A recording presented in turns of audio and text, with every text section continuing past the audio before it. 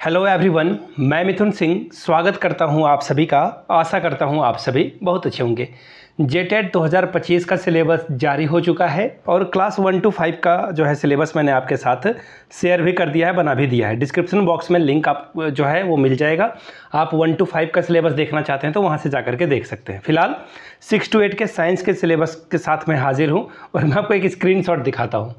मैंने कहा कि पिंकी प्रॉमिस आज दोपहर को 12 बजे ये वीडियो आनी थी, लेट हो गया है, लेकिन लोग ना ताना नहीं मारते, वो बोलते ना प्यार से डांटने वाली बात। तो उन्होंने मुझे याद दिलाया कि आपने वीडियो नहीं बनाया है, तो मैं फाइनली वीडियो बना रहा हूँ और ये वीडियो आपको रात के जो है 10:30 बजे के करीब मिल जाएगी। आप इसे बाद में भी देख रहे होंगे, लेकिन ये वीडियो मैं 10 जून को आपके लिए तैयार कर रहा हूँ। तो चलिए, आपके इस प्यार के लिए, आपके इस डांट के लिए मैं बहुत शुक्रगुजार हूँ, क्योंकि कुछ काम लोग करते हैं तो ही डांट उनको पड़ती है। तो फिलहाल जेटेट पास करने के लिए जो है सब पास हो जाएंगे, ऑब्वियस सी बात है, क्योंकि सिलेबस बहुत ही आसान कर दिया गया है।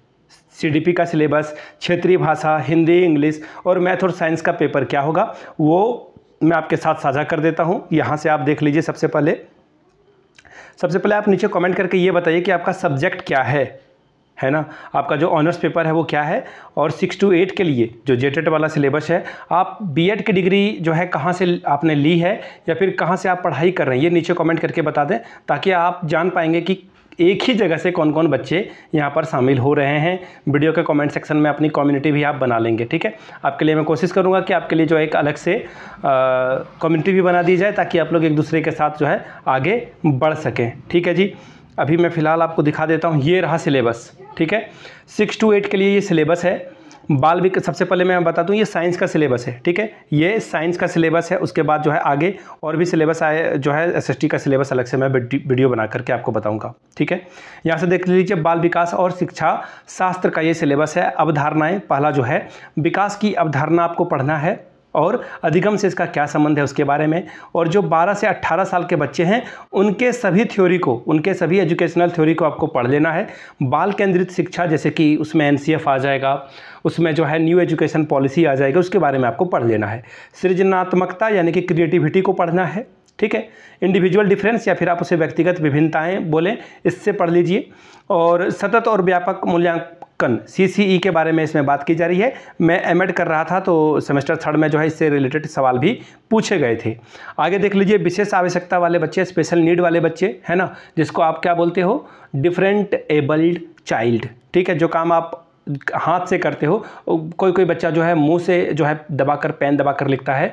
कोई एक लोहार जी थे, मुझे याद नहीं उनका पूरा नाम, उन्होंने बताया कि उन्होंने जो है सहायक आचार्य का एग्ज़ाम पैर से लिख करके दिया था, उनके दोनों हाथ लिखने लायक नहीं है। तो ऐसे लोग भी हैं जो जो उन्होंने, भगवान ने उसको दिया है, आप उसको अलग अलग वे में यूज भी कर सकते हो। दूसरा है अधिगम एवं शिक्षा शास्त्र। इसमें आपको जो है बच्चे कैसे सीखते हैं और सोचते हैं, इसके बारे में सवाल पूछा जाएगा। शिक्षण अधिगम की मूल प्रक्रियाएं क्या है उसके बारे में। अभिप्रेरणा और सीखना यानी कि मोटिवेशन और लर्निंग के बारे में आपसे पूछा जाएगा। अब बात करते हैं लैंग्वेज की, भाषा के बारे में। तो देखिए, भाषा से जो है सवाल क्या पूछे जाएंगे, भाषाई समझ और निष्कर्ष, यानी कि आपको जो है अनसीन पैसेज दे दिया जाएगा गद्यांश और पद्यांश के रूप में, यहाँ से सवाल बनेगा। और इसमें आपसे जो है मुहावरे, संज्ञा सर्वनाम के सवाल, कारक के सवाल इसी से बन पड़ेंगे, ठीक है। व्याकरण से देखिए, आपको संज्ञा, सर्वनाम, विशेषण, लिंग, वचन, कारक, काल पढ़ना है, पर्यायवाची शब्द पढ़ना है, मुहावरे पढ़ लेना है, लोकोक्ति पढ़ लेना है, संधि पढ़ना है, समास पढ़ना है, ठीक है। अब यहाँ से देख लीजिए, कुछ और बातें हैं, जैसे कि भाषा शिक्षण के सिद्धांत क्या है, उसकी विधियाँ क्या है, भाषा कौशल क्या है, समझ, इसके बारे में आपको पढ़ना है। संप्रेषण कौशल का विकास, ये आपको पढ़ लेना है। और भाषा शिक्षण में किस तरह की कठिनाइयाँ आती है और इसके विसंगतियों को कैसे आप ठीक करोगे। शिक्षण उपादान क्या है, उपचारात्मक शिक्षण क्या है, इससे सवाल आपका बनेगा। अब देखिए, साइंस और मैथ का सिलेबस, इसी का सिलेबस डिस्कस करने वाली बात है यहाँ पर। तो यहाँ से देख लीजिए, जो संख्या पद्धति है, नंबर सिस्टम, वो पूछा जाएगा। कॉन्सेप्ट ऑफ नंबर, वो पूछा जाएगा। होल नंबर क्या होता है, 0 1 से लेकर के आप सीधा बोलो, नेचुरल नंबर में आप 0 ऐड कर दोगे तो वो होल नंबर बन जाएगा, लेकिन इससे रिलेटेड सवाल रहेंगे। रैशनल नंबर के बारे में मैं आपको बताऊंगा, नोट्स मेरा तैयार हो रहा है। इसके अलावा इंडिसेस के बारे में सवाल बनेगा, ठीक है। ऋणात्मक नेगेटिव नंबर से सवाल बनेंगे, भिन्न से सवाल बनेगा। इसके अलावा वर्ग, वर्गमूल, घन, घनमूल से सवाल पूछ लिए जाएंगे। द्विधारी संख्या यानी कि बाइनरी नंबर्स क्या होते हैं, यहाँ से सवाल बनेगा। अलजेब्रा की बात करें तो बीजीय व्यंजक से सवाल बनेंगे, बीज गणितीय व्यंजक से सवाल बनेंगे, ठीक है। और अंक गणित में जैसे रेशियो, प्रपोर्शन, एकीक नियम, शब्द समस्याएं, प्रतिशत क्या है, लाभ हानि से सवाल बनेंगे। साधारण और चक्रवृद्धि ब्याज, समय दूरी और समय और काम से जो संबंधित गणित हैं वो सवाल आपको देखने को मिलेगा। ज्योमेट्री की बात करें यानी कि ज्यामिति की बात करें तो देखिए कैसे सवाल बनेंगे, तो यहाँ से देख लीजिए। ज्यामिति आकृति की आपको समझ होनी चाहिए। द्विविमीय, त्रिविमीय यानी कि 2D 3D दोनों आपको पढ़ देना है। सिमेट्रिक भी पढ़ना है आपको, क्लास 8 या 7 में आपको जो है DAV के बुक में मिलेगा। मैं आपको और भी आइडिया बताऊँगा बुक के बारे में, अलग से वीडियो लाऊंगा, तो आप नीचे कमेंट करके बुक लिख दीजिएगा। थोड़ा आलसी आदमी हूँ, प्रोक्रास्टिनेशन कर रहा हूँ मैं। हाँ, वो जो एक बुक है ना, शायद मुझे वो बुक फिर से एक बार पढ़नी पड़ेगी मोटिवेशन के लिए। इट दैट फ्रॉग एक बुक है, कमाल की बुक है इट दैट फ्रॉग, बहुत पतली सी बुक है, बहुत मोटिवेशनल बातें उसमें लिखी गई है साधारण तरीके से। लगता है मुझे फिर से उसे पढ़ने की ज़रूरत है। आगे देखिए, आंकड़ों का संग्रह और उसे व्यवस्थित करना यानी कि मीन, मीडियन, मोड वगैरह जो आपसे यहाँ से पूछ लिया जाएगा। अब यहाँ से देखिए थ्योरी की बात करें तो गणित की प्रकृति और स्वरूप से सवाल बनेगा। गणित शिक्षण की विधियाँ ये आपसे पढ़ने के लिए बोला जाएगा। गणित शिक्षण की समस्याएं, निदानात्मक और उपचारात्मक शिक्षण एवं मूल्यांकन, यहाँ से सवाल बनेगा। अब साइंस की बात करते हैं, बड़ा ही इंटरेस्टिंग है और ये जो है मैं जब इस पर नोट्स बना रहा था तो मुझे बड़ा मज़ा आ रहा है। I am working on it and I am really enjoying it, काफ़ी बेहतरीन है।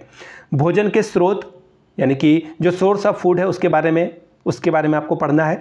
भोजन के अवयव को पढ़ना है। स्वास्थ्य और स्वच्छता यानी कि बीमारी और बीमारी से बचने के तरीके से जो है आपको सवाल देखने को मिलेगा। फसलों से अन्न की प्राप्ति कैसे होती है ना। आप जैसे गेहूं को किस विधि से जो है खाने योग्य वाले जो हिस्सा है उसको कैसे निकालते हैं, यहाँ से सवाल बन सकते हैं। पौधे में पोषण कैसे होता है, जैसे कि अगर मैं बात करूँ एक पत्ते की, लीफ की, तो आपको जानकर हैरानी होगी ना। ICSE के बुक में आप पढ़ोगे, क्लास 6 में, कमाल की बुक है। मैं क्लास 6 के बच्चे को जब पढ़ा रहा था तो मुझे बड़ा मज़ा आता था। लेमिना क्या होता है, अपेक्स क्या होता है ना, मिडरिब क्या होता है। एक पत्ती में इतनी सारी जो है आपको वैरायटी देखने को मिलेगा, पत्ते के बारे में आप बहुत कुछ जान जाओगे। तो ICSE वो बोलते हैं ना पैसे लगते हैं, तो कमाल की चीज़ें भी सिखाता है। फिलहाल आगे देखते हैं भोजन का उपयोग क्या है, इसके बारे में। दैनिक उपयोग की सामग्री क्या है और विभिन्न प्रकार के पदार्थ, इससे सवाल बनेगा। आसपास की वस्तुएं, सजीवों का वासस्थान, पौधों की संरचना और कार्य और जंतुओं की संरचना कार्य। देखिए मैं NCERT पे ही नोट्स बनाऊंगा, अभी उस पर काम मेरा चल रहा है। सजीवों पर परिवेश का प्रभाव, जीवों में श्वसन कैसे होता है, जैव विविधता और संरक्षण कैसे आप करेंगे, इससे सवाल बनेगा। फोर्स यानी कि बल से सवाल बनेगा, घर्षण से सवाल बनेगा, ध्वनि से सवाल बनेगा। क्लास 9 के बुक को पढ़ लीजिएगा, यहाँ से काम आपका बनेगा NCERT के बुक से, ठीक है जी। क्लास 7 के बुक में भी आपको ये सब देखने को मिलेगा।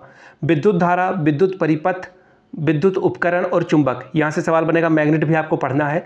प्राकृतिक घटनाओं के बारे में पढ़ना है और इसका प्रबंधन कैसे करोगे, आपदा प्रबंधन के बारे में जो है वो आपको पढ़ लेना होगा, है ना। नेचुरल डिजास्टर के बारे में आपको पढ़ना है। वन उत्पादन क्या होता है, वायु प्रदूषण और जल प्रदूषण के बारे में पढ़ना है। अब देखिए इसमें पेडागोजिकल पार्ट भी है। विज्ञान की प्रकृति कैसी होती है, संरचना क्या है, विज्ञान शिक्षण के उद्देश्य क्या है, विज्ञान की समझ, विज्ञान शिक्षण की विधियाँ क्या क्या है, उसके बारे में पढ़ना है। अब SST के लिए अलग से सिलेबस मैं आपके लिए वीडियो बनाऊंगा, फिलहाल मैंने ये आपके लिए बनाया था। नीचे कमेंट करके आप लोग एक बार जय हिंद जरूर लिखिएगा। क्षेत्रीय भाषा का अभी तक सिलेबस नहीं आया है, आएगा तो मैं आपके साथ शेयर करूंगा। आप लोग नीचे कमेंट करके एक बार जय हिंद जरूर लिख लीजिएगा। वीडियो अगर आपने यहाँ तक देख ली है और आपको पसंद आ गया है, SST वाला वीडियो जो है आपको जल्द ही देखने को मिल जाएगा। वीडियो को आपने यहाँ तक देखा, प्यार दिया, इसके लिए आप सभी का बहुत बहुत शुक्रिया। Have a good day.